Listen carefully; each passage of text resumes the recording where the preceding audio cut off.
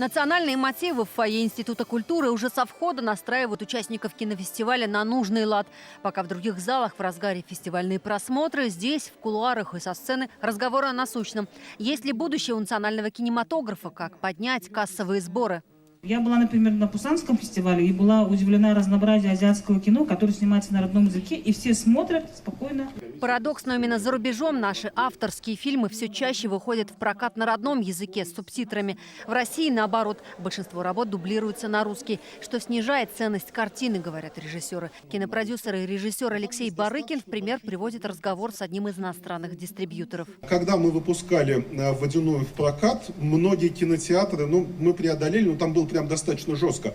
Ой, у вас татарский язык, вот нет, мы не фестивальная площадка, мы не, так сказать, не любительский кинотеатр, у нас люди не пойдут. А то, значит, нам говорят, вот уберите вот этого дублирующего русского, пусть останется татарское. А вот у нас тюркскоговорящие люди, им как раз вот эта вот татароязычная часть интересна, и они ее отчасти понимают. Но не везде и не все понимают родной язык. Даже в национальных республиках сетуют прокатчики. Что выбрать, субтитры или дубляж? Вопрос остается открытым. Фильм был снят на русском языке, и во время фильма были эпизоды, которые шли на якутском. Приходили якуты русскоязычные, да, и они не могли понять фильм, поскольку не было субтитров на русском языке. Запрос на национальное кино сегодня есть, говорят участники фестиваля. О его ценности и миссии сохранения языка и культуры давно не спорят. Но чтобы в кинозалах людей на таких картинах было больше, нужна не только масштабная реклама, но и понимающая аудитория, уверен режиссер.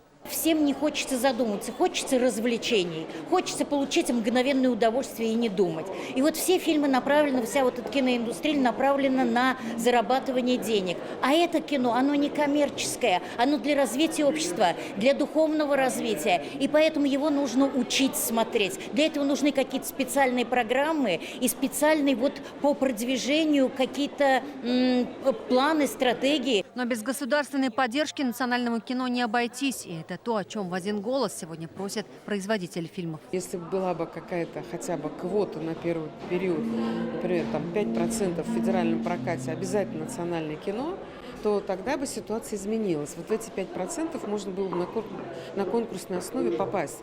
И тогда бы во всех федеральных коммерческих сетях появился бы национальный фильм на языке оригинала с субтитрами. Пока же налаживать профессиональные контакты и продвигать национальные фильмы помогают площадки подобных кинорынков. Именно здесь и встречаются те, кто производит кино, и те, кто его покупает. Это представители кинотеатров и прокатчиков. Сегодня на кинорынке презентовали сразу 5 татарстанских картин. «Эпипе», «Байгал», «Сомбуль», вышедший в прошлом году фильм «Мула» и совсем свежую совместную работу с Казахстаном «Алмашюар» по произведению Галимжана Ибрагимова. Юлия Гоголева, Вадим Илларионов, ТНВ, Казань. Закажи рекламу на ТНВ. Телефон в Казани 5 705 100.